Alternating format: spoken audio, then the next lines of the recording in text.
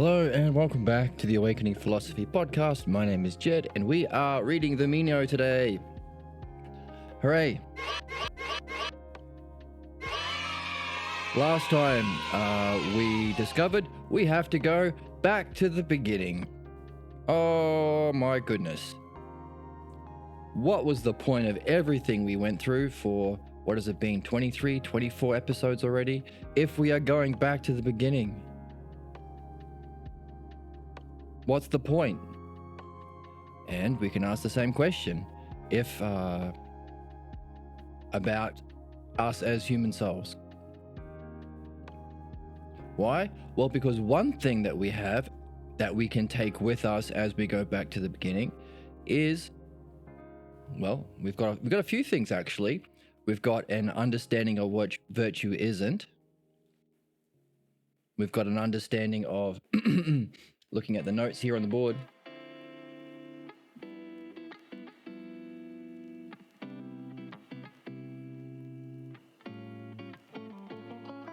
We've got some idea of what virtue isn't by how Meno is functioning.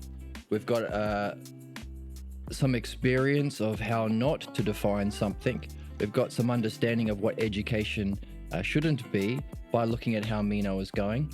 And we have some demonstrations of how not to use a paradigm. But also, we have a question. What's the question we finished with?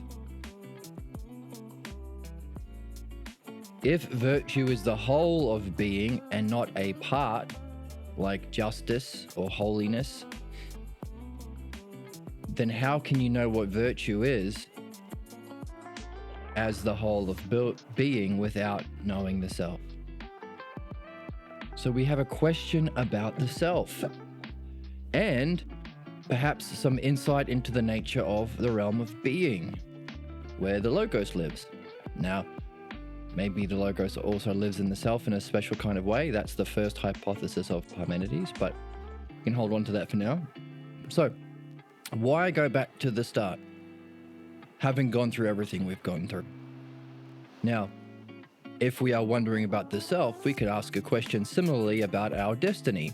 If our destiny is somehow to know the self or return to the self, to use philosophical midwifery, use the dialectic to remove our false beliefs about self, and learn some sort of virtue here that Socrates is helping us discover so that we can know the whole of being, if that's virtue, and also know the self. In other words, if our destiny is to return to the self, what's the point if that was where we started from? Why just go back to the beginning? Well, there's some clues in that answer. By having a human experience and addressing what's false in philosophical midwifery, we go back to the beginning with an understanding of what the self isn't. Just as we're going back to the start of defining virtue with some idea of what isn't defining virtue, what isn't a definition. A lot of isn'ts by having to relate to our friend Meno. Who is a friend? Socrates is saying, hey, you're a friend. You also happen to be family friends with the very rich king of Persia, but that's another thing. So in other words, can we look at what we are seeing here mythologically as well as literally? In other words, as above, so below. Can we generate a metaphor about reality or our own self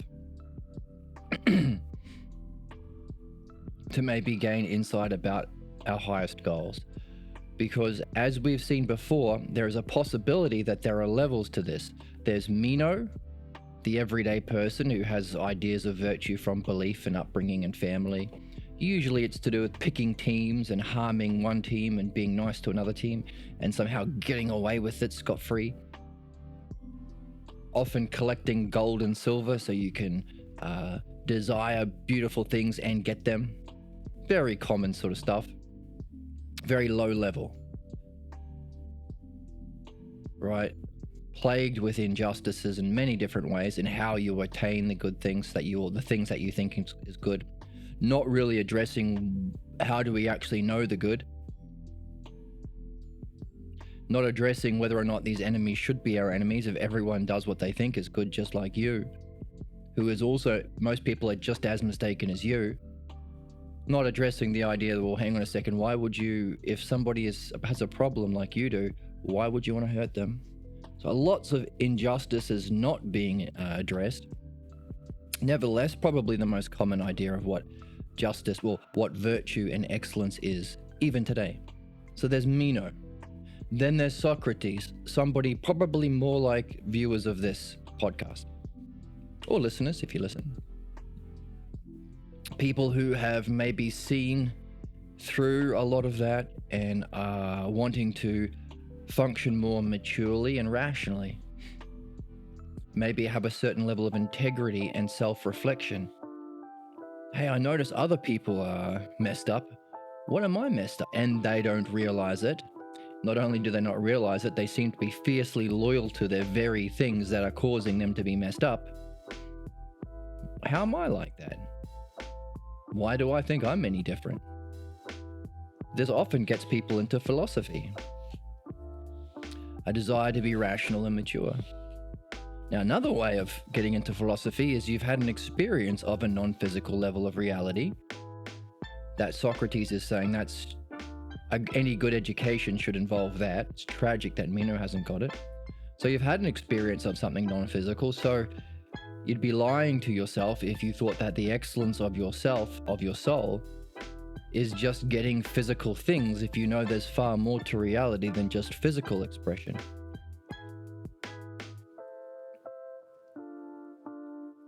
So these are ways that we could become like Socrates and seek understanding and integrity and understanding of being, especially. That's what Socrates has been saying we need to look at. Part of virtue is keeping your eye on being. Part of virtue is using the best of understanding in the dialectic. So those are our two things, looking at being, people who come into philosophy through that experience, and integrity and understanding rather than belief, and a love of balloons. So Socrates has already talked about those two things. Essential for virtue, elements of virtue.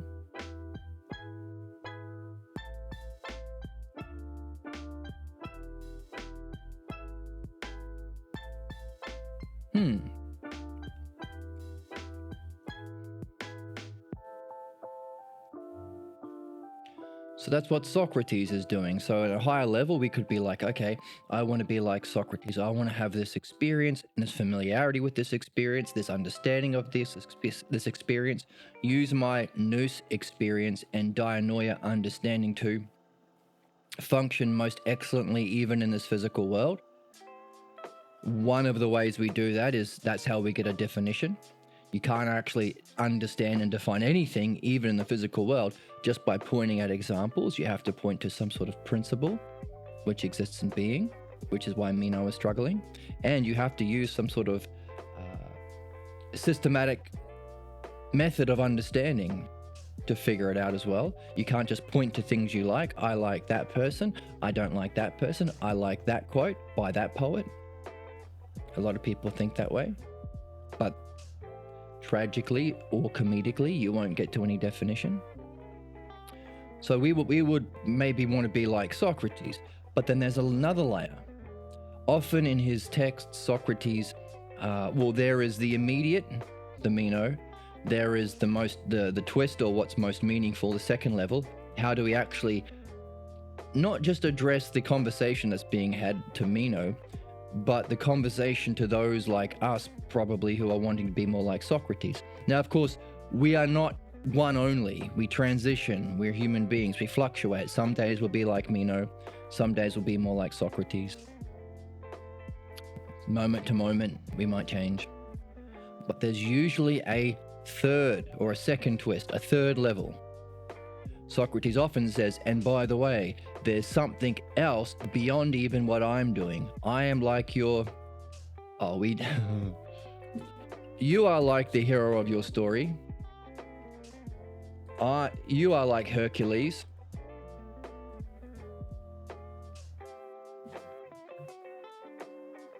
I am more like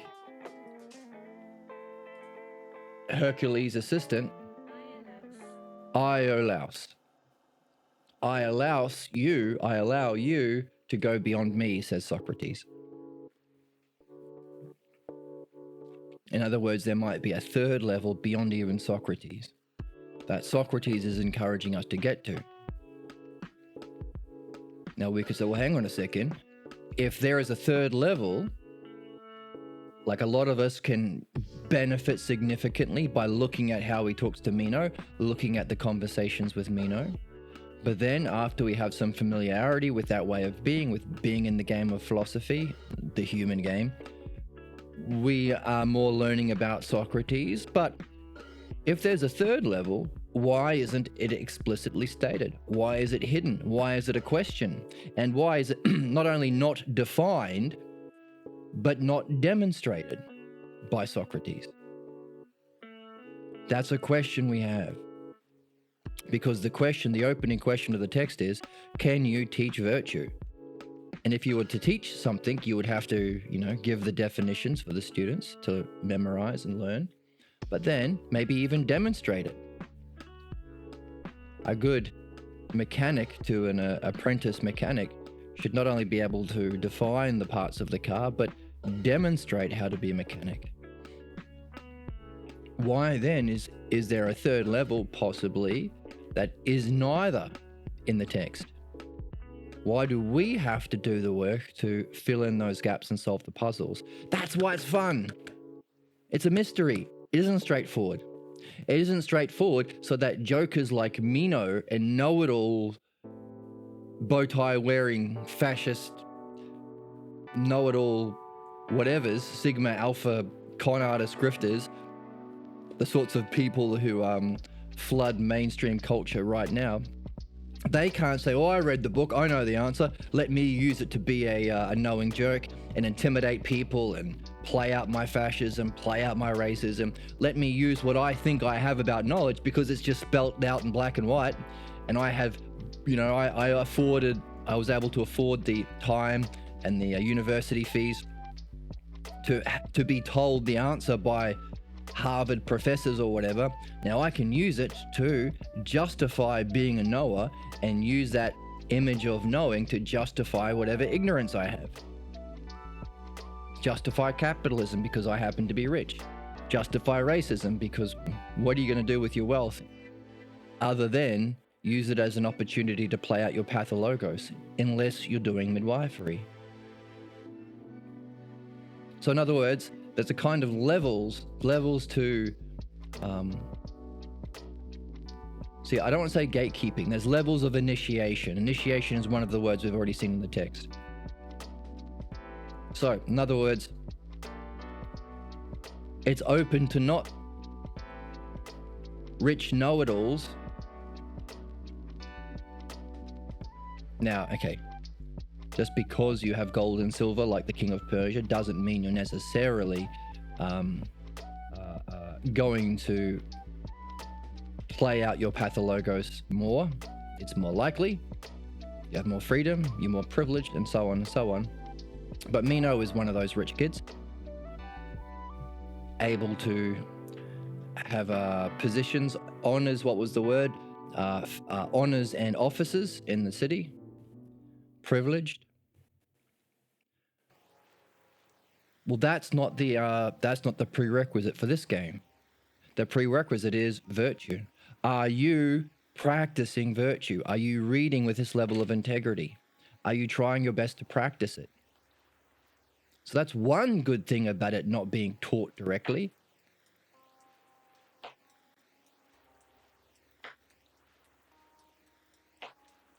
Easy access to know-it-alls who aren't actually doing the work, like Meno. But another level is, well, it gives us something fun to do. It's like a video game. It's like a game or a Sherlock Holmes novel.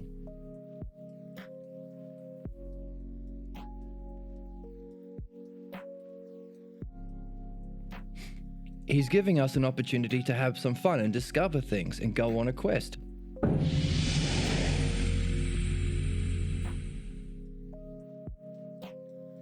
We saw that in the Meno.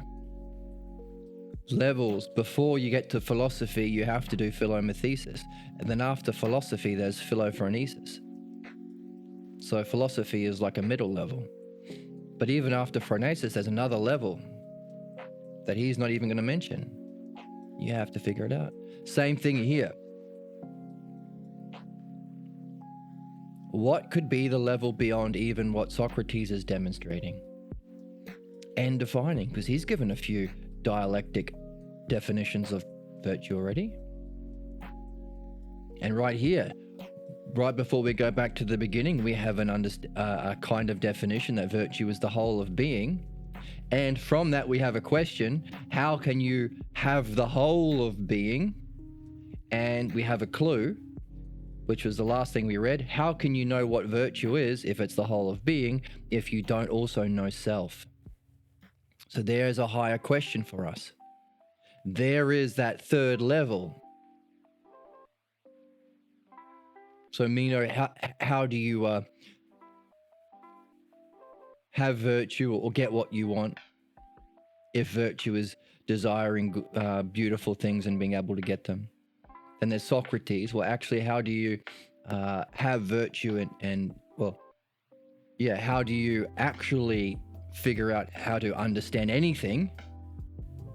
Because he said, you don't even know what virtue is. You're asking about its qualities. How do you even come to a definition? How do you understand anything?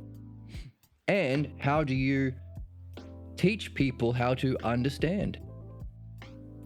The dialectic. How do you define something? The dialectic. How do you use it in conversation?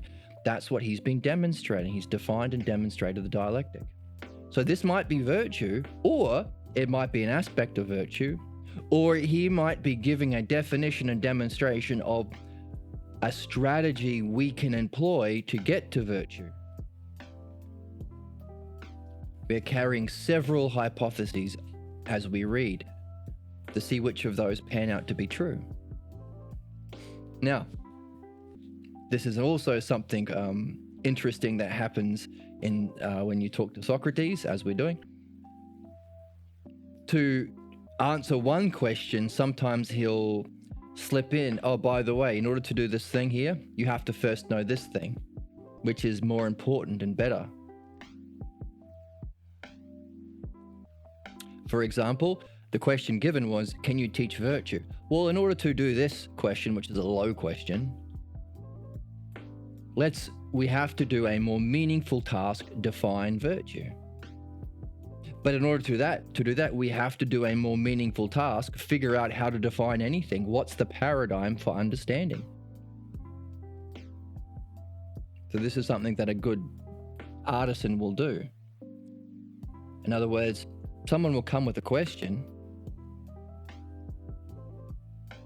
but if you are the one acting with an art,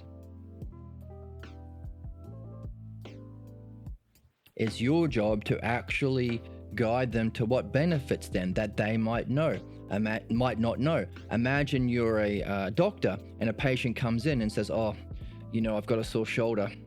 How do I play basketball with this sore shoulder? That's his question. And a bad doctor will say, okay, maybe you can take this painkiller when you play or something like that. But a good doctor will say, well, in order to answer your question, how do you play basketball given you've got a bad shoulder? We need to understand the cause of your bad shoulder and understand how to fix your bad shoulder. So completely leaving the level of basketball to use your art of medicine to actually benefit him. Similar to Meno. Meno's asking, I want to teach virtue, play basketball. Socrates has said, well, okay, let's first understand what virtue is.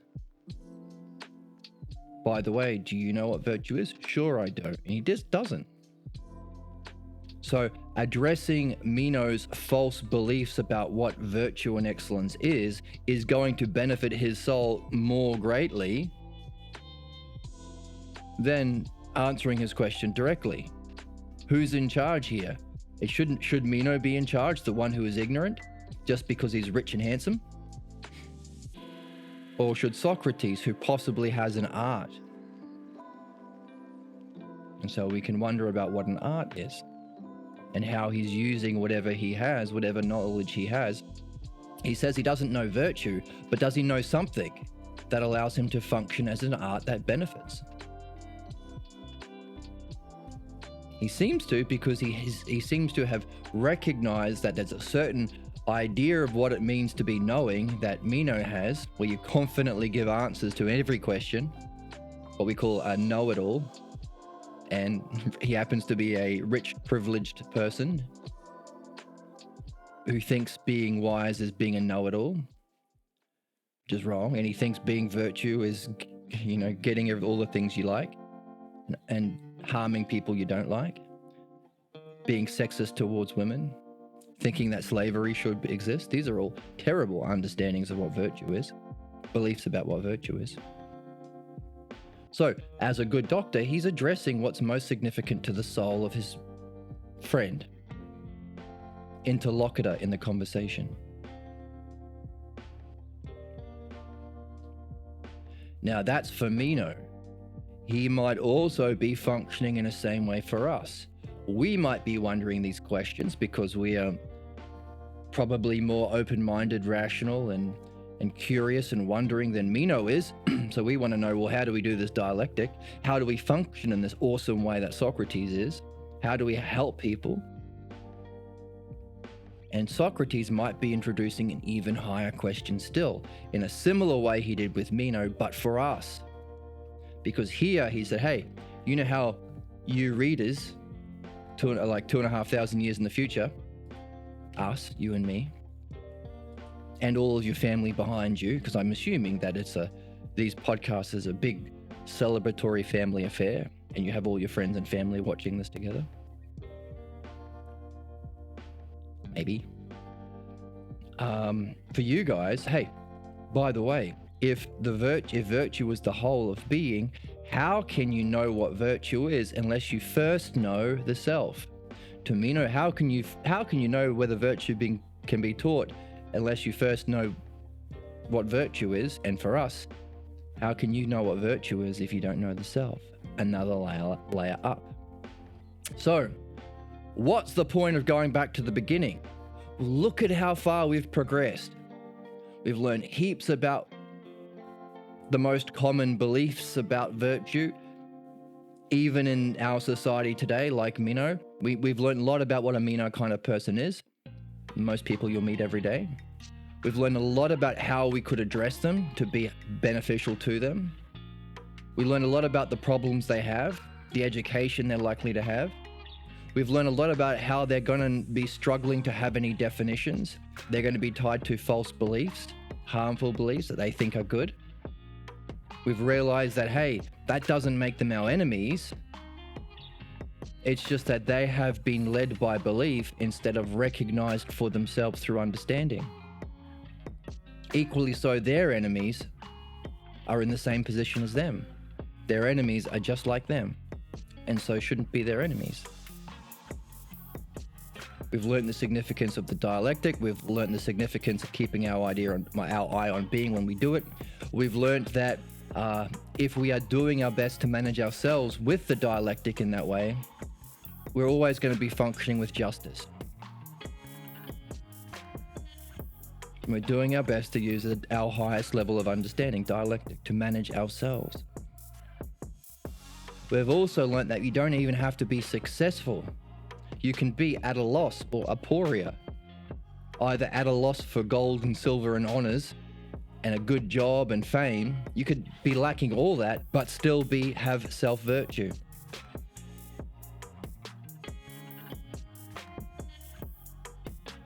So long as the way in which you are attempting to acquire those things you're thinking are good, including ultimately the right management of yourself, so long as the way you're doing it is with virtue, that's self-virtue.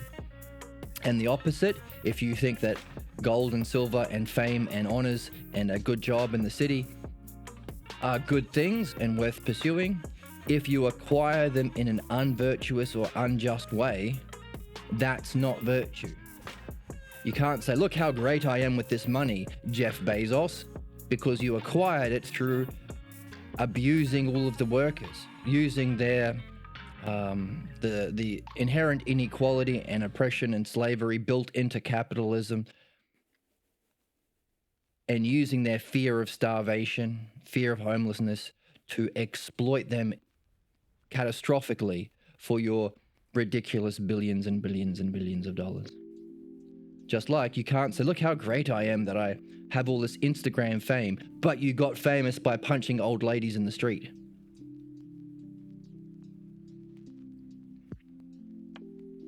Dr. Phil, look at my position and look how famous I am. Aren't I great? You've got famous by exploiting people on TV. And look at what they're like now. If they had learnt a virtuous method to manage the self and acquire their fame, then maybe with all the fame that people like Dr. Phil have, or all the wealth that people like Bezos have, in managing their self with the dialectic and virtue along the way, maybe they would have been developing a good character. Whether or not they get rich, whether or not they get famous, whether or not they make it into the NBA. The fact that they have been pursuing those goals most virtuously means they would have developed their character. They would have become more virtuous. And that is the kind of education and nurture we can take with us. And it's what we need to address our problems, so that if we are lucky enough to get rich and famous like Dr. Phil or Elon Musk or Jeff Bezos, or get some honors in the city like a Putin or a Trump, then if we had been seeking that in a virtuous way by managing the self with justice and temperance, with an eye on being, using the dialectic all the time, just as Socrates has helped us define, then you'll be less likely to use that fame or wealth or position or honor or position in the society to play out your problems and act out your injustice catastrophically. You'll be doing less harm to your soul and less harm to others. And by doing less harm to others, you will be harming your soul less if there is any consequence to how we function in this world in the next. And there is, according to the Phaedo. In other words, you'll have less internal conflict if you've been pursuing those things in that virtuous way which we have been defining.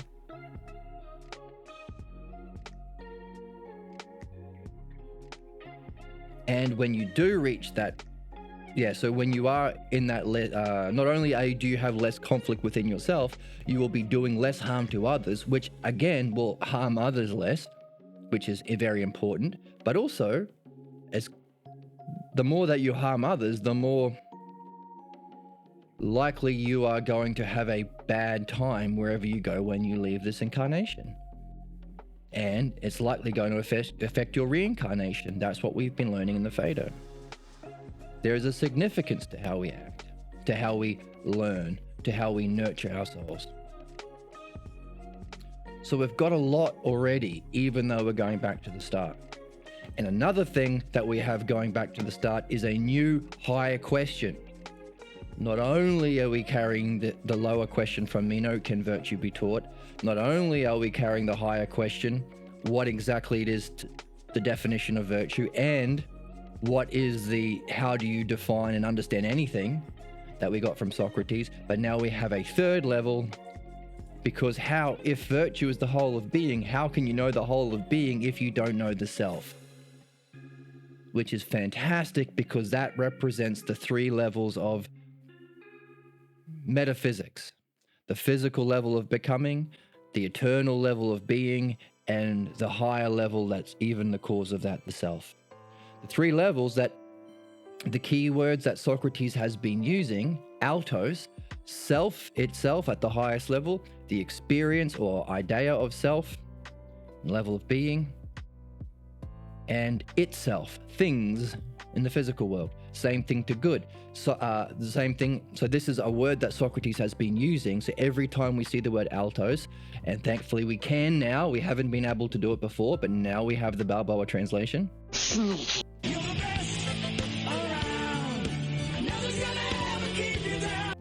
Every time we come across that word, when we go back to the beginning, we can operate at all three levels. So Socrates is saying, hey, let's go back to the beginning and redefine it, Meno. But also he's saying, you guys, you readers, go back to the beginning of the Meno. And every time you see the word self, apply it to all three levels. The physical, gold and silver, like Meno is talking about.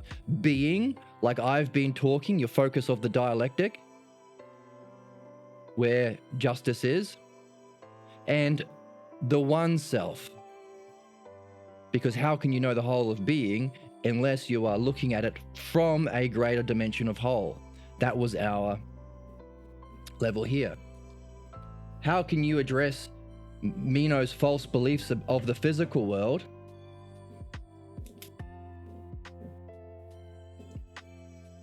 with just beliefs? Oh, you're quoting that belief from that poet? Well, I like this poet. That's not going to change Meno's mind.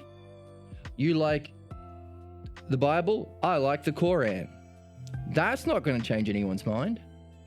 You have this belief from your teacher Gorgias. Well, I went to this different school. It was a Mormon school, and I have this different belief. Who cares? No one cares about beliefs. Only the beliefs that you grew up with from a young age. It's no coincidence that Muslim babies are born into Muslim families, and Mormon babies are born into Mormon families. You don't learn beliefs like that. You get brought up in that. It's an indoctrination or from your culture and family. So, how can you solve the problems caused by beliefs? Meno, 99% of people on the planet right now. Unless you can grasp it as a whole from a higher cognitive level. That's understanding. So people who say, oh, I know from real life experience. Really? You know how to understand beliefs because you've got a lot of prejudices? Doesn't work. If a doctor says, hey, I know how to cure cancer because I've had a lot of cancer myself. No, that's not your qualification to help people at the level of cancer, at the physical world. You have to go to medical school and develop understanding. So that's a principle. You can't solve problems at one cognitive level by operating at the same one. You have to transcend or improve or learn. As a question, is this a learning or a being taught? You have to learn how to reach a higher cognitive level. So from the level of understanding, like Socrates is at, he can address the problems of Meno's beliefs. Also, Socrates has been giving us a paradigm to understand things. This is the dialectic. This is how you come to a definition. Coming to a definition is understanding.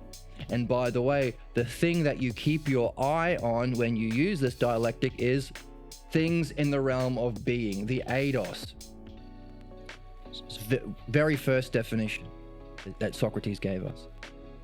So that's why we could say what we're in is philodianoia, a love of understanding, because understanding can apply to the realm of being, and you can look back at the realm of beliefs to address our problems. Formally, that's philosophical midwifery that we do on the channel, and this is what we're doing here.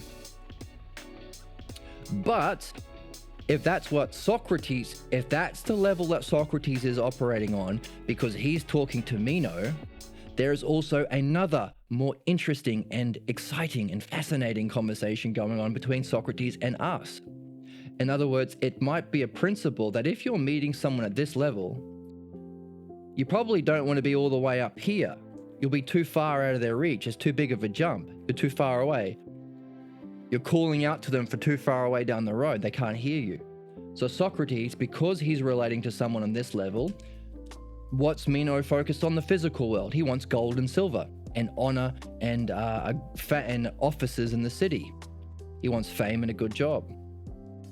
These are all physical world things. He's already demonstrated that dialectics, real dialectics about being, were confusing to him. He liked ones with shapes and colors that you can see in the physical world. So if that's where Meno is at, maybe that's why Socrates has to be functioning from this current level. So when Socrates is saying, I don't know what virtue is, he might be saying, now we can say, well, Hank, if virtue is the whole of being, and you can apprehend it by that same principle, by rising to the higher cognitive level of self, which is also an ontological level, in other words, different dimensions. So if ontologically, beliefs and opinions are about the physical world, understanding is about the realm of being, dianoia. Nous is the experience of those things in being. And there's a higher dimension even than the self. And that's the question we have. How can you apprehend the whole of something unless you are operating at a greater level of whole? You can't.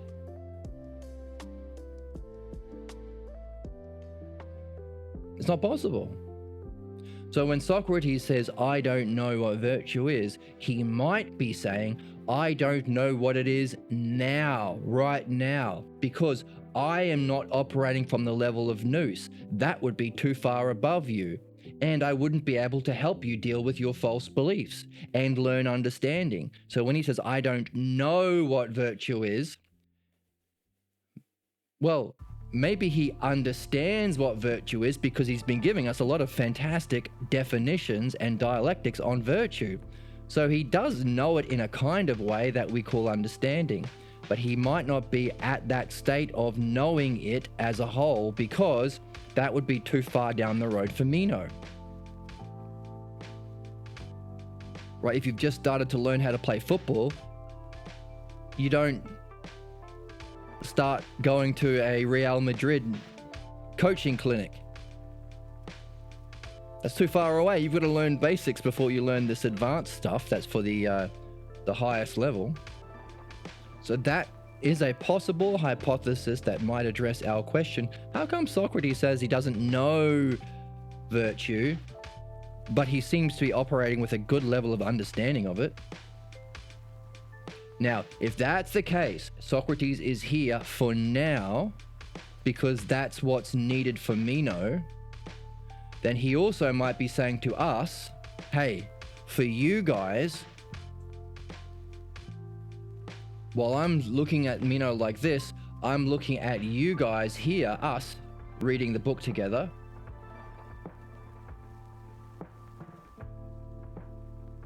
And saying for you, you have a different question. You guys go back to the beginning and read everything where we say the word self or we say the word good and apply it to Meno, to me at this level, and to you. You want to reach this level. You want to reach the level of self because you can't actually know virtue. In other words, if you really want to understand what virtue is, and virtue is the whole of being and has parts like justice and courage and holiness and temperance, even-temperedness. Now, for philosophers, like at the level here, you can help them deal with the different experiences they've had in nous. But to be a teacher of philosophers at this level, you have to be up here. Just as to help people with their beliefs, you have to be up here. So anyone who says you got a problem, yeah, let me give you advice. No, say no, get lost. Not interested. Why? Because advice is a belief. If I've got a problem, it's not caused by nous, because that's true. And it definitely isn't caused by being at this level. It must be caused by the level of problems, which is the level of beliefs. That's what we've seen already. Problems are mistaking the good for the bad for the good, which is a problem of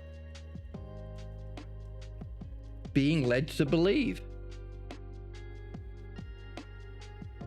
Nous is this. It's the cognitive function. This is the answer to chat.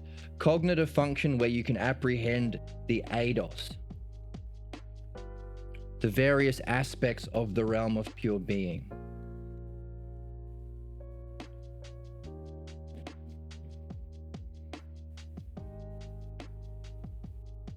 So if someone says, hey, let me give you my opinion. No, get out. Hi, welcome, Nitro Gold. Welcome to the chat. Because how can I solve problems of beliefs with just more beliefs? Oh no, but I really want to give you my advice. Yeah, no joke. I've been learning in philosophical midwifery that all human beings are compelled by their problem, by their pathologos, to look for situations where they can play an imitation of what it means to be knowing by imitating their parental figures from a young age, because that's what drives us. And it gives us an opportunity to... Oh, 1 second. Be right back. This is key, because this is what we have to deal with as human beings. Human beings trying to look for situations where they can express their dumb opinions as if it's knowing because it gives them a little buzz. But it's garbage. First of all, no one cares about your dumb opinions. Usually if somebody does, it's because you're challenging theirs and they're trying to defend their own. That's often why people have children, so they can play that role. Nevertheless, you might have recognized, I've had a good friend and we've been going along really well, but then there was a moment where they said, hey, can I give you some advice? And all of a sudden they put on a completely different mask. They start patronizing me, talking down to me, lecturing me. And I'm thinking, hey, you're not smarter than me. We're friends. We're equals. Why have you changed all of a sudden when you said, hey, let me give you some advice? It can be really irritating, and when it's your dumbest friends who have no experience or understanding that do this. Yeah, this is a thing about belief. This is also why it's important to learn the dialectic, because the dialectic keeps the logos alive in relationships. Maybe you've had a relationship with a friend, a fellow philosopher maybe, or someone who's also doing midwifery with you, and all of a sudden they say, no more philosophy, no more midwifery, no more logos and dialectic. Then all of a sudden, they only relate to you in their mask, and they start giving you advice or beliefs. Let me tell you how you should do this. Let me tell you how you should do your podcast. Let me tell you how you should... No, we used to talk, reflect together with open-mindedness and curiosity, following the logos, which is, by the way, virtue. It's vice to manage yourself and your relationships without the dialectic. So that's why it's important to keep... Yes, exactly. So in the chat, is this an answer to how we should act? It's how we should act at all times. In our highest way to reach our highest goals. And if you abandon the dialectic, oh no, I'm not doing philosophy anymore, I just want to give you advice. Then all of a sudden that friend starts to feel like a big fat jerk. Stop telling me what to do. I'm not interested in your dumb opinions. It's very patronizing. Don't be that jerk. In other words, do your best to keep a good relationship alive, which is, according to what we've been reading about virtue, based on the dialectic at all times. Otherwise, what are you going to drop down from the dialectic to beliefs and start giving your friend advice and patronizing them? Get out of town. That will stink. And by the way, as we've seen, it's not the goal only that makes something virtuous, it's the way. You can't get your gold and silver by stealing from old people, from scamming people. The grift economy of capitalism. That's not virtue, that's vice. Doesn't matter if you're rich, Bezos, you've gotten it through negative ways. You can't beat up an old lady and steal her purse and say, look how great I am because of this money I've attained. And your capitalist banker friends will say, yes, very good. You are the best among us because you have the most wealth. But hang on a second. You beat up a woman to get that. Or the modern day equivalent, you have stolen wages from your workers and not paid any sort of tax, while extracting all the benefits from all of the taxpayer goods like roads and water and stuff. all you billionaire capitalist business owners and CEOs, you are not the elite among us, the best among us, because you've attained your gold and silver through vice. You are the most vice among us because of the way in which you've done those things. Equally too in our relationships. The goal isn't being able to have coffee. Oh, I said have coffee with your friends. That means we have some coffee. You're not helping them by giving them advice or talking down to them, because that's not the goal. It's also the method. If your relationship is not based on the dialectic, it doesn't matter how many girlfriends you have, or how many friends you have, or how many coffee buddies you have. Is that a thing, coffee buddies? I don't know. Because that's just going to be adding more and more vice to your soul. In the chat, does Greek philosophy ever give advice on how to adapt to the environment? I don't. Adapt to the environment is a funny phrasing. How to relate to your environment? It would be the same way. In other words, what we are learning about how to be just and mature and rational in relation to our own souls, our self goals, and also how we relate outwardly to our friends, to our students if we are a teacher, or our patients if we're a doctor, or if we're a midwife like Socrates. How do we relate to people like Meno? But also, how do we relate to our environment?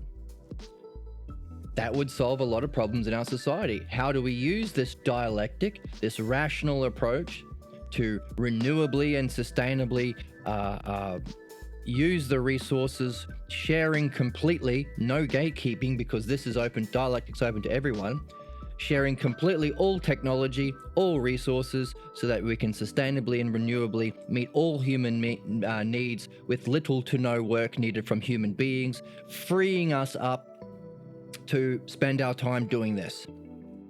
That would be a dialectic or a rational, mature approach to relating to our environment. Not trying to, as we do today in capitalism, gain more gold and silver by polluting the environment, because that cuts costs. That makes more profits for our CEO and shareholders, the 0.1% of people, at the expense of 100% of people who have to live in this environment. That is immature and irrational. So we need to learn how to be rational. That's what we're learning. So that applies to us. Are you guiding your life based on opinions that you like Meno? Opinions from your family, opinions from your teachers like Gorgias? Poets you like, religious prophets that you like, selectively quoting from this or that? In which case, you're operating at the level of belief, and doesn't matter if you think you've lived a good life, because as we've seen, you've been developing vice. Socrates goes into this at the end of the Republic and in the Phaedo. Even people who've, stayed out of trouble and haven't done really horrible things, but they've done it out of habits based on beliefs, they haven't done their job. They're not going to get reincarnated to a higher level. They're going to stay stuck in their problems. In fact, they're probably going to get reincarnated as a bee or an ant. Something that's social, and as a social thing, like bees have a social sort of system, and so do ants. But you want to come back, not only as a human, but a philosopher human. Someone hopefully born into a place and time where you can be introduced to this kind of relationship, or a relationship, or born into where you become friends with Socrates or someone like this. So anyone watching this, you must have done pretty well in your previous life to have come across this kind of reflection that's rare at this point in time. But even then, we want to completely finish our work so we can go beyond the reincarnation into this realm of being and then back, escape that, what Socrates calls the prison of reincarnation, go beyond, up here.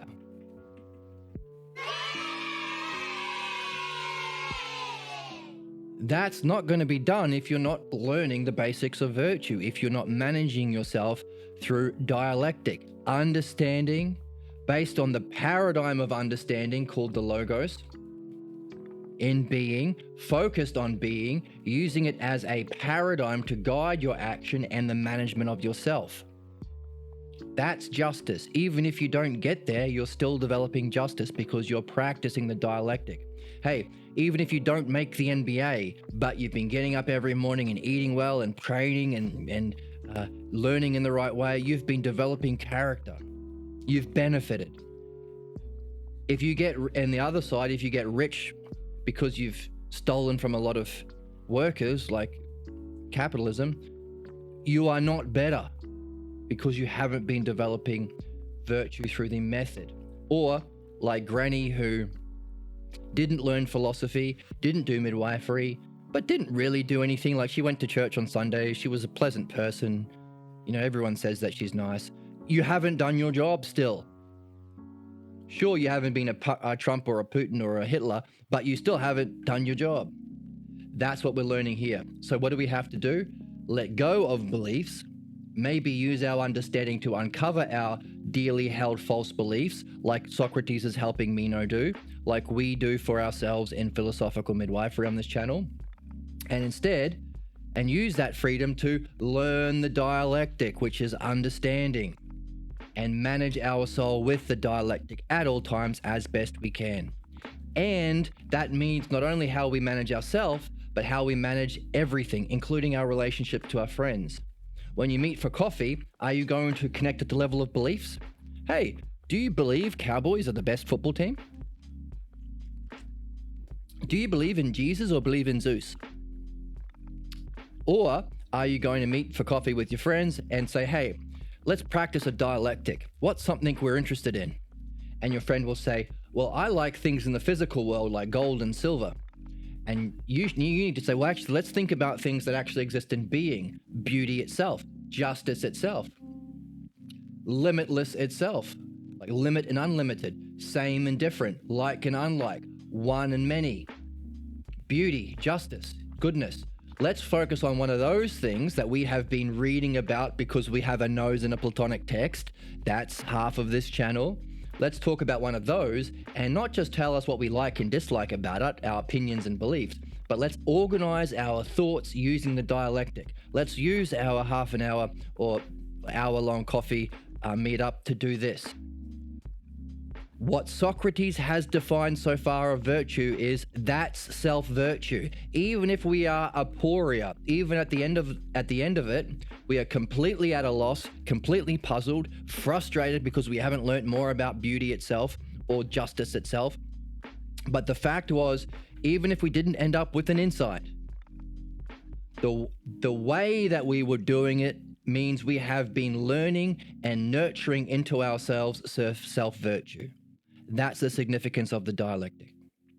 Equally so, if you do reach your goal, fame, money, or whatever you think is good, but you got there through nefarious means, you are harming your soul. So you don't have to get there. Aporia, or being completely at a loss, is still virtue, so long as the way that you've been doing it is virtuous. And so far, what we've seen about virtue is keeping your eye on being, which is the metaphysical world, using the dialectic, managing yourself that way, managing your relationships with others, like Socrates is with Meno. But now there's a new level that goes beyond that Socrates is encouraging us to think about by going back to the beginning of the text, and every time we see the word self or good, relate it to Meno, relate it to Socrates at this level, and relate it to where we need to go, beyond Socrates to the self, which is beyond even being. Because the question that we have, how do you apprehend the whole of being unless you are at a higher cognitive and ontological level? You're operating at a higher dimension with a higher level of thinking. You can't operate at the same level of thinking if you want to benefit someone there. You can't give advice about beliefs because that's beliefs on beliefs. You have to use understanding. That's what we're learning in philosophy and midwifery. Because understanding is a higher metaphysical level, that's being, a higher cognitive level. Equally so, if we are wanting to not just look at the parts of virtue, aspects of being, but grasp it as a whole, we need to go to a higher level. That's the significance of this question that we have now. The question that we got from Socrates right before he said, start again from the beginning. Excuse me. We saw this in the Phaedo. Start again. To master a text, read it 100 times is the ancient Chinese proverb. But Socrates is saying, no. In the Meno, in the Phaedo, he said, read it one way so you can get all the terms, memorize them. Meet up with your friends for coffee to see if you've memorized them. Then have a second reading, because that level of reading is called philomathesis, love of learning. Philomathesis leads you into philosophy, which is what we have just been understanding as aspects of virtue. Read again, but look for the dialectic all the way through, in all of the parts, in all of the possible hidden answers, in the structure of the text itself. Within the structure of the text itself, is there a dialectic within dialectics? And is there a dialectic within each of those? And so that's really neat, because when we started reading the Meno, we tried to do both at once. We've been reviewing and remembering and recalling and reviewing and reflecting on, reflecting on each of the parts as we go, philomathesis, while also looking for the dialectic wherever we are, which is philosophy. That's the activity of philosophy. So we've been doing both, which is great, because we've been learning about where Meno is, which is usually the first reading, but we've also been learning about what Socrates is saying, because we recognize the dialectic a lot. And in the whole structure of the text, we've been reading at both of the first two levels. But now we're recognizing the third level, what might be philophronesis, because that was the kind of reading that Socrates said is philomathesis is number one, philosophia, philosophy is number two. That's the dialectic. But then even philosophers don't want to stay at the level of philosophy. They want to get philophronesis. Now, he didn't outline the activity of doing that like he did for the former ones. So one of our questions is, what is philomathesis, what is philophronesis, or what kind of state of being would we be in when we're at the level of ourself, our true self, where we can apprehend the whole of being and the physical world and beliefs? What kind of existence would we have? How do we know when we're there? And what would be the kind of way of thinking that we would be using while we're there? That's a big question. And if you've come to the Meno from our previous series of the Phaedo, we could also be wondering, how does this level of existence and this way of thinking relate to this mysterious virtue called phronesis? Because he said, hey, right now we're saying all of the virtues are part of being. We want to grasp the whole of being. In the Phaedo, he said, all of the virtues you've been developing are worthless unless you trade them as coins for the only true currency, phronesis, the true virtue. So now, because we've read both together, we can put those two puzzles together. What the heck is this true virtue of phronesis that all the other virtues are supposed to lead into, otherwise they're worthless? Well, in this text, he's given us, hey, these other virtues we've been learning, courage and temperance and wisdom, these are all aspects of being. We want the whole of virtue, which is the whole of being. So maybe, just maybe, phronesis, because that's the virtue we want, the whole of being, might be somehow related to being able to grasp the whole of being. So maybe phronesis is something to do with this. We don't know how to read in that way, but we're going to figure it out as we go. We're going to keep reading and look for it. So as we've been learning about Meno and Socrates, we're going to be also, as we go from the starting again, kind of, but we're going to keep reading from where we are, wondering about what could be that third level, that second twist.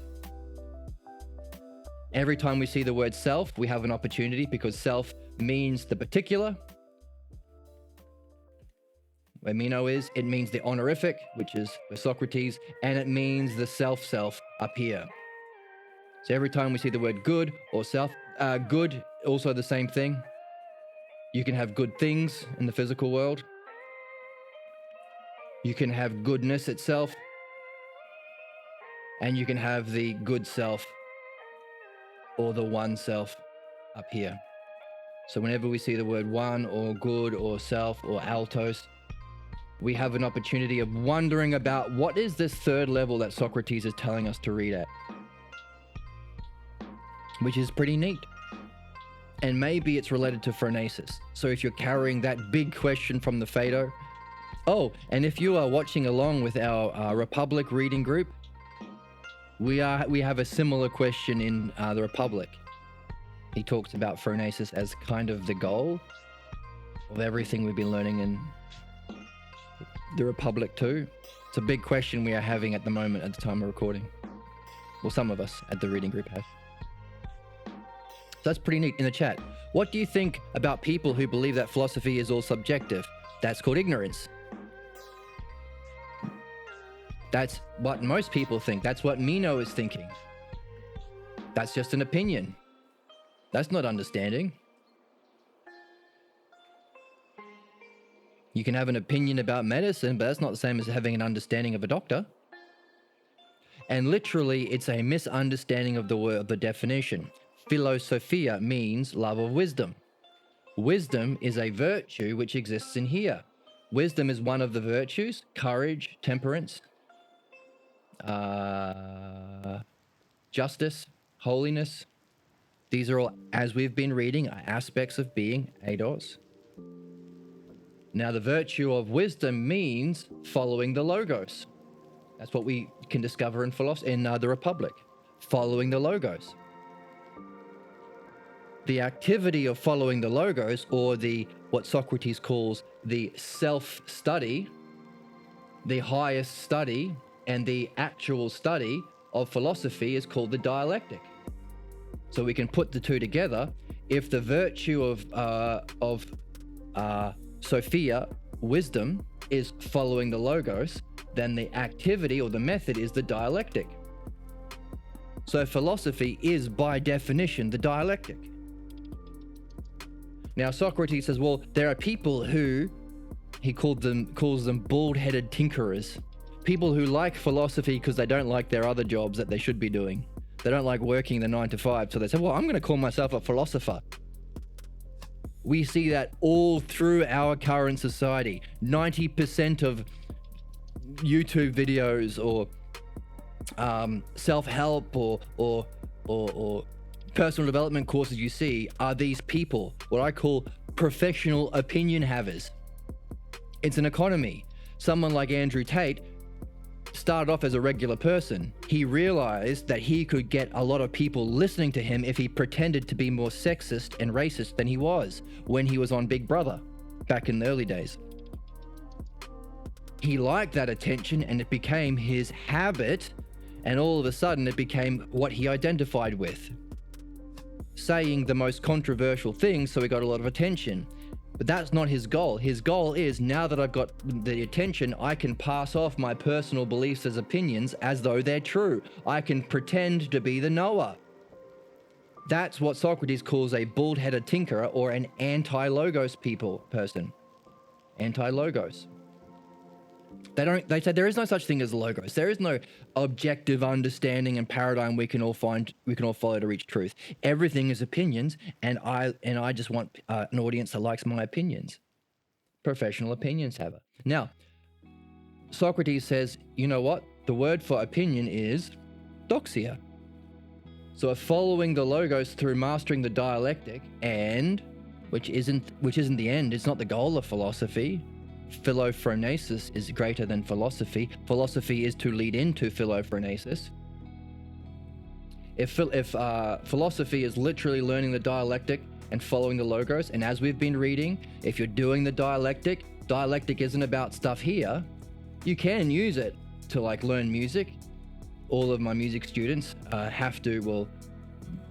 will discover the logos if they stay with their learning. Because the dialectic also applies to everything else. It's the paradigm of the logos. But ultimately what we want, and you can use the dialectic in philosophical midwifery to discover and remove your false beliefs that keeps you a philodoxia, lover of dumb opinions, like 99% of people, well, closer to 100%, unless you're doing philosophical midwifery, which is the actual study and art of removing that ignorance, in which case you'll stay trapped. What Socrates calls, you'll stay chained to the prison wall of the cave. You'll be thinking that the shadows of the world, your personal beliefs, is the real world. You need to wake up, do philosophical midwifery, free yourself from those chains, and use that freedom to climb the steep ascent out of the cave to reach the realm of being. But even there, that's not the end.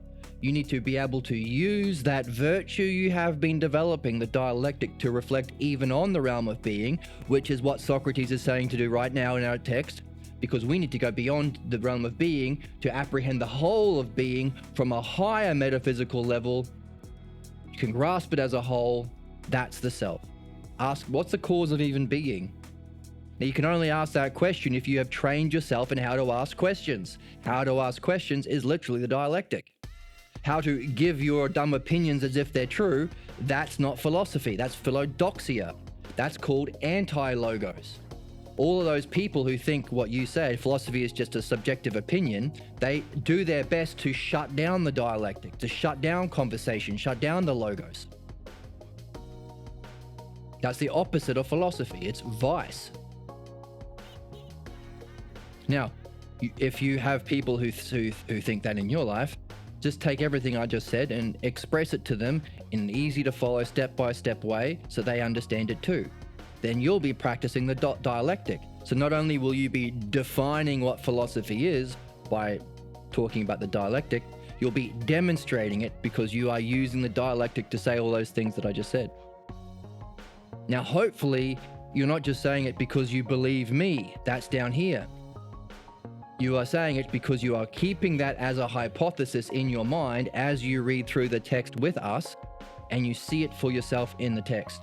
And also, you won't be able to do that unless you're also engaged in philosophical midwifery, because our false beliefs we don't even know we carry about reality and the self function anti-logos, function to block the logos, because they're false beliefs. You can't have an understanding and experience of reality and also have at the same time a false belief about reality that reality stinks. It's inconsistent. You can't have both. Also, you can't realize that yourself is beyond even God, beyond even the divine, beyond even being, if you have a false belief that you stink. You can't have both. They're inconsistent, they're irreconcilable, they're inconsistent with each other. So, in other words, if you are practicing philosophy, you have to at the same time be doing philosophical midwifery to surface those unsuspected hidden false beliefs about self and reality, to free you from those chains so you can make that ascent out of the cave to actually experience reality. That's what Socrates has been saying. That's why he said it's a comedic tragedy that Meno's education didn't involve this mystical initiation. But now Socrates is saying to us, okay, that's for Meno, but for you guys who might already have recognized philosophy as this dialectic about being, you're not so far down that you're interested in beliefs and physical world stuff like Meno. You have to go beyond even being. That's the next level. That's the self. Because as we read in the text here, let me just delete this. That's the question we're carrying back to us as we reread the text from the start. We're not going to do that. You can do that. Reread it from the start with this new question in mind. So Meno, Socrates, and you, or self, those are the three levels you can read again from the beginning, but we're going to keep going because that's where we are at the text. If virtue is the whole of being, where's my mouse? How can you define that if you don't know the self? So we're doing well. Good for us.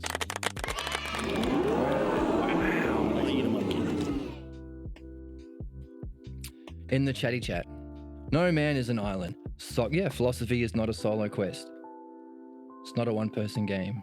Find like-minded friends who have the kind of integrity and courage to challenge what they formerly held on most dearly as true. Do they have the integrity to sacrifice it by seeing when they see it's not true? Do they have the commitment to keep going in this quest even when they face challenges? Those are your friends. Those are the people who I am encouraging you to keep the dialectic relationship with. Don't devolve down and start giving them advice and opinions. Practice the dialectic with them. Read the text with them. Watch these podcasts with them. Do midwifery with them. That's the game.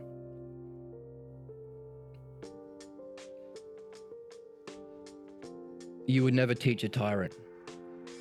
Yeah, that is a big puzzle. That is a big puzzle. Because a tyrant is those people who are most blocked by beliefs. They're the people who have the worst beliefs, because everyone, as we've been reading, does what they think is good. The difference is whether you have recognized by yourself through understanding and nous, or if you're still operating at the level of beliefs. And a tyrant has literally the worst kind of beliefs that they have been led to believe are true. They are the most suffering. They are the most imprisoned. So that's a big question. Would a doctor in an emergency situation rush to aid the person who most needs the medical help? I would say yes. But those people who are most blindly and passionately and ignorantly attached to their beloved false beliefs and are acting tyrannically, like Meno, who said, hey, I believe virtue is harming my enemies. Well, who's your enemy? For Meno, poor people probably. For most politicians, yeah, it's the people. Their friends are the very, very few super billionaire CEOs, and their enemies is everybody else. Literally, Trump has been saying at the time of recording, if I get in power, I'm going to harm everyone I don't like. The enemy within. Anyone who does not blindly follow my tyranny. I will call them extreme leftists, even though they are the opposite of, or not opposite, but they are very much not extreme leftists at all. Doesn't matter. He doesn't understand that. He just doesn't like them. Black and brown people, same thing. So what do we do with the person who needs the most help? Considering the most tyrannical are the people who are least likely to be open-minded and curious, least likely to accept aporia, not knowing, admit they don't know. How can you start the quest of learning something new if you don't first admit you don't know? And how can you go through the ups and downs, the trials and tribulations of learning something new if you're not okay with not knowing? If you think it means to be a knower, to act like you know crap you don't, like most people do. If you think it means to be a knower, to be loud and obnoxious like a tyrant. If you think it means to be knowing, to be Sigma and pretend you have it all figured out and get angry at people who don't like you, then how can you be okay with not knowing, to be completely at a loss? That's a necessary step that we have seen to developing a question, going on the quest. You have aporia, or I'm completely confused about the answer. I'm completely confused about the method. I'm completely confused even about the question. That's needed. And these tyrants are least likely to want to get into that.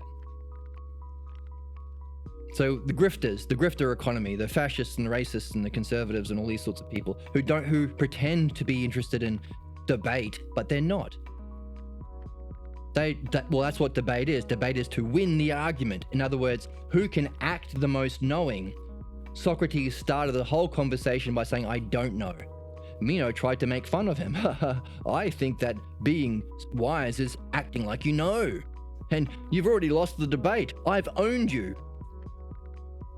I'm going to put up a YouTube video, says Meno, saying, Meno destroys Socrates in debate. And then Meno said, I'm going to go back home to tell everyone that Socrates doesn't know what virtue is. And then he dabbed. And Socrates says, I don't know. In fact, I haven't met anyone who knows. And Meno was like, what? Haven't you met my teacher? He said, yeah, I have. Very different state of mind than most people, and definitely tyrants. So they are the people who are the hardest to help, but ironically, they are the people who need the most help. So that's a puzzle we can carry. We can be completely at a loss about that and carry that as a question as we read, as we live. Maybe even into our next life, we can still have that as a question. I don't know. I'm at a loss. Whoops. But I'm okay with being at a loss because I see it as a valuable question. And I'm not happy to accept anything less than true understanding, nous, and maybe even something beyond nous, because it's so meaningful. Every human being is meaningful. Every human being is important. And the people in most need are the tyrants, but they're also the people most hard, having the greatest difficulty to get into their actual purpose here, philosophy. All humans have the same purpose. This is for everybody. You might think, well, you've only got about 120 followers on YouTube. How can you say it's for everyone? Well, I don't know. Tell more people to follow and subscribe. Maybe donate and get me a bigger soundboard so I can have more sound effects, or a better camera or better lighting or something, because it's literally what everyone is here for. Why is it so rare? Another question I'm happy to carry as I go. But if you are fortunate enough to find people who are into this, who have the courage, integrity, maturity, commitment to actually do what they're here to do. By the way, you're still doing the dialectic even if you're not doing the dialectic, because you're just doing it on your false beliefs. You're becoming not more and more like the whole of being, reality, or the whole of mind itself, and more like the true self, which is the dialectic you do if you're doing midwifery and philosophy. If you're not doing that, you are by default still doing a dialectic and becoming more and more like your false beliefs about reality, your false beliefs about self. That becomes your mask, that becomes your persona, that becomes how you relate to others in the world and the environment and your friends, until eventually you become identified with it and you become more entrenched in the ignorance you had. Just like a debate. Two people go into a debate, everyone leaves because they've been forced to defend their dumb beliefs, more entrenched in the beliefs they had to begin with. So, all human beings are doing this anyway. The question is, do you want to be suffering or do you want to be free? That's it. Freedom is to do what you're doing anyway, consciously and with virtue. Suffering is to pretend you're not doing it and be a slave to your ignorance. Another question. Same question asked different way. Hey, do you want to live a life of debate, becoming more and more firmly entrenched in your problems and ignorance, or do you want to live a life of dialectic? To grow, mature, become free yourself from your problems and reach your destiny. Same question asked another. By the way, this is the only question you can really ask someone when you invite them into their purpose. Ask the same question another way. Hey, do you want to be a slave to fate or do you want to discover your destiny? Same question asked a different way, using the text. Do you want to be led by belief or do you want to recognize? Said another way, do you want to mistakenly be led to believe the bad is good, or do you want to recognize for yourself the true nature of the good? That's where we are. So, in the text,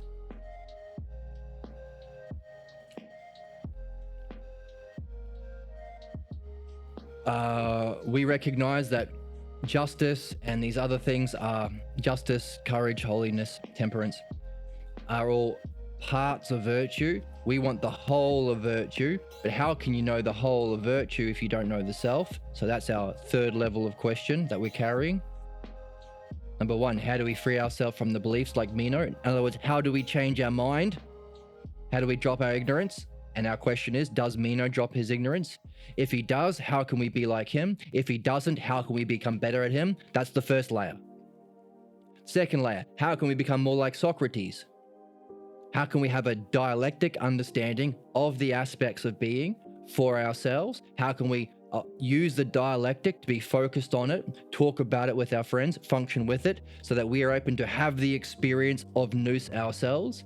And how can we carry that experience and the understanding of the dialectic back with us into our way of functioning, so we can relate to our friends the same way Socrates relates to Meno, so we can relate to ourselves when we have problems the same way Socrates is relating to Meno, and maybe even relate to the people who need it the most, the biggest tyrants, the same way Socrates relates to Meno. That's our second level. So how can we, number one, how can we be like or better than Meno? How can we be like Socrates at the level of dialectic and nous and being, and have balloons? And a third level of question, the one we have just here, how can we be beyond even Socrates at the level of self? Because you won't be able to grasp the whole of being, which is true virtue, unless you are at the level of self. So we're wondering, what does it mean to be at the level of self? What's our cognitive function? How are we going to be relating to the logos? Understanding, thinking? Because you can have beliefs about the logos or pathologos. So we're going to use the logos as our object here. Because just as we've said, there are some certain terms that you can apply to each of them. Like you can have self, like pass me the guitar pick itself, pointing to this thing, physical world. You can have the honorific. If a guitar pick is an aspect of being, you can say the self guitar pick. I don't think it is. Like you can have a beautiful thing. You can have beauty itself, or a good thing. You can have goodness itself in being, and you can have the good self. So there are certain words that go all the way through. Now, one such word might be the word logos. And that's going to be really important for us because, again, it's a word used often in the text. And following the logos is philosophy, philosophia. But we're also wondering, okay, not only what level of existence will we be in when we're at the level of self, but how will we be thinking or knowing or apprehending? So we can use the logos to ask that question better. In other words, you can have beliefs about the logos. That's philomathesis. That's where we start in philosophy. You read the text, you develop beliefs from Socrates about the logos. You can have beliefs about what's false. That's the pathologos, the fundamental false beliefs. Or you can just have anti-logos. Pathologos is a certain class of false beliefs that you are most dearly attached to, that you don't know you have, that cause your problems. Anti-logos are just prejudices and false beliefs. I think philosophy is just perspective. I think philosophy is just opinion. There's crazy Aunt Mary's philosophy, and there's crazy Uncle Joe's philosophy, and there's Kant's philosophy, and there's Hegel's philosophy. That's anti-logos. So you can have beliefs about the logos, you can have beliefs about the anti-logos, you can have beliefs about the pathologos. You can understand the logos in dianoia. That's the dialectic. Logos is one of the aspects of being, so you can apprehend the logos with nous. So in other words, all of these cognitive functions you can apply to the logos. You can have beliefs about the logos and its falseness. You can have understanding about the logos, the dialectic. You can directly experience the logos, nous. So we are wondering, what would we be our way of apprehending? And by the way, that's how we live.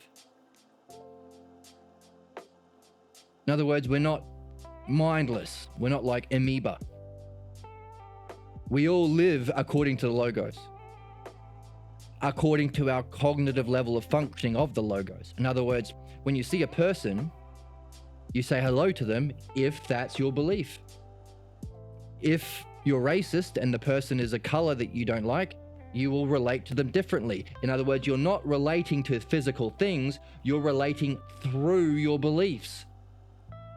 Your beliefs are a kind of logos. It could be a false belief, anti-logos. It could be a sick belief, a pathologos, or it could be the true logos that you're learning by reading the text and doing midwifery too. So in other words, that's why I say that we're all philosophers. We're all doing a dialectic because we're always only relating through the logos based on our cognitive level. Either your beliefs and images about the logos, or your understanding of the logos. That's what we're trying to do by relating to Socrates. That's the dialectic. Directly experiencing the logos all at once as an immediate experience of pure being. That's the goal of the dialectic. Well, one of the goals. So we call the dialectic the true spiritual method or paradigm, because it's not crossing your fingers and hoping if you pray hard enough. It's actually doing the steps, culminating in a direct experience of the logos itself. So you can have nous of the logos.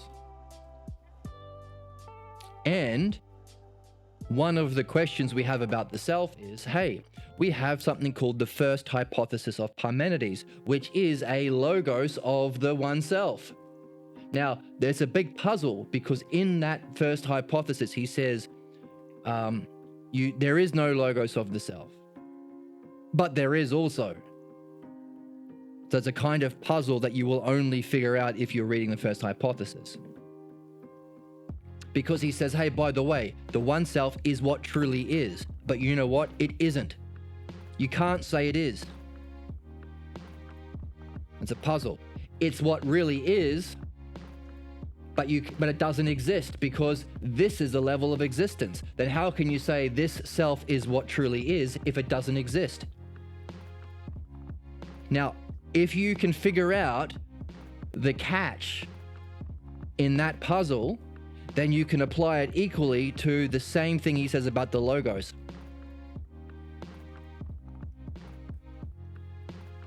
The self is beyond quality, so there is no logos of the self. But if you are reflecting on what you're doing, you'll have realized you've just read all these pages, which gives a logos of the self. That's Parmenides' first hypothesis.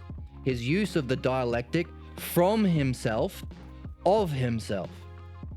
The highest use of the dialectic he could give. That's what Socrates asked for when he met his teacher Parmenides, when Socrates was beginning his philosophical journey. So, in one way you can't have a logos of the self, but in one way we know that there is one.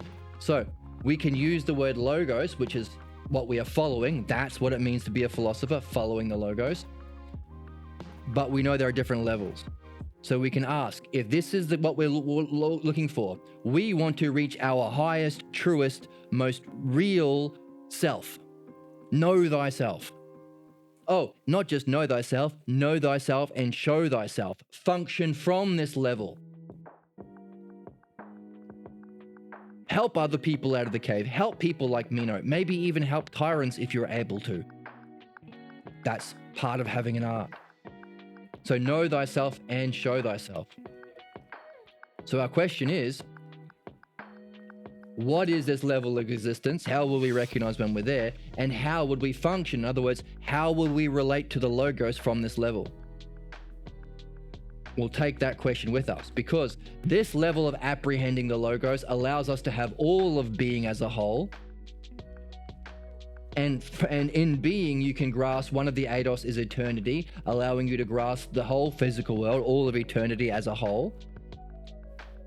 It's the principle. So we'll take that back. We'll take that with us as we go back. So what's the question we have from this reflection?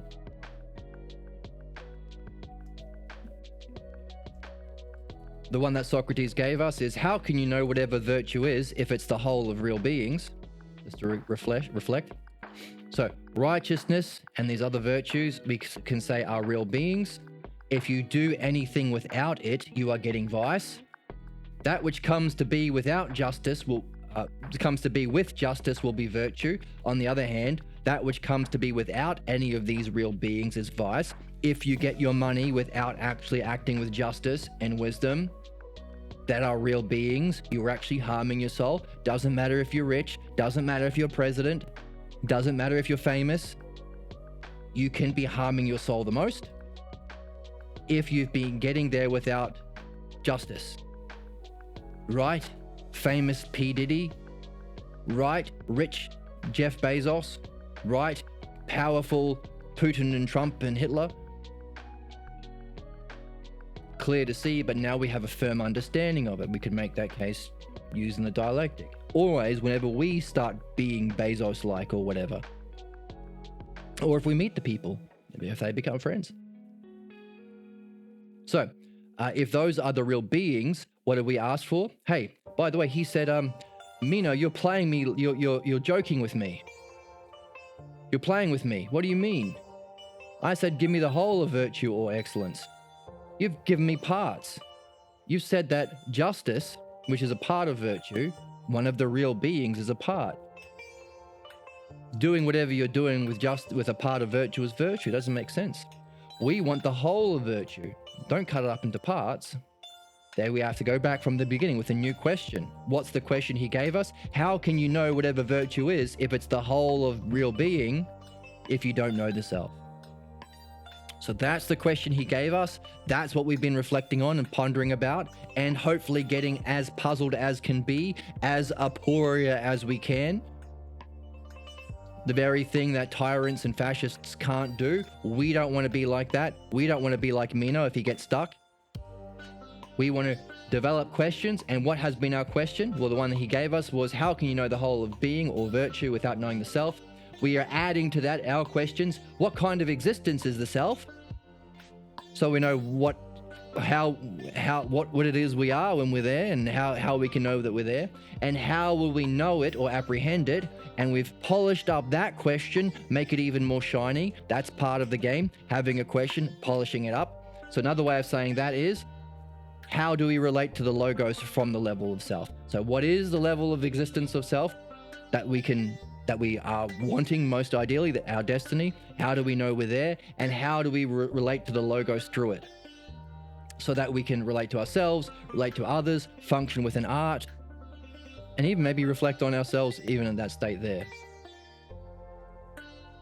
So these are the two questions. Well, three. One from Socrates, how do you know the whole without the self?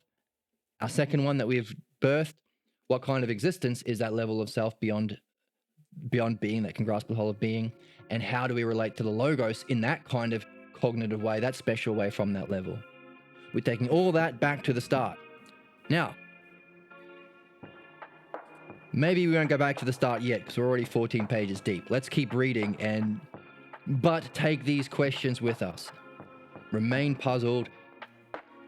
Thank you so much for the questions in the chat. Thank you for joining us today, Nitro. And if you want to join us in the chat, you can subscribe and click the bell on YouTube so you get a notification when we go live. You can join our Discord, which is free, and you get a notification when we're going live. You can join on Twitch, so you can chat on either YouTube or Twitch if you want to ask questions like our friend Nitro Gold is, which we're very grateful for. I hope he's puzzled. I hope I didn't answer any of his questions. I hope I didn't give him any advice, and I hope I've just made him puzzled as he can be. And I hope you carry those puzzles with you, maybe even polish them up like we did with our questions today, so they can be easier, nice, shiny, smooth gems we can carry in our inventory as we go on our quest. And I hope to see you all next time with a gem sack of polished questions and a bag of aporia and a sack of wonder and a horse cart of puzzlement. Yes, exactly that. I want that. All right. Thank you so much again for joining me, and I hope to see you next time. Bye.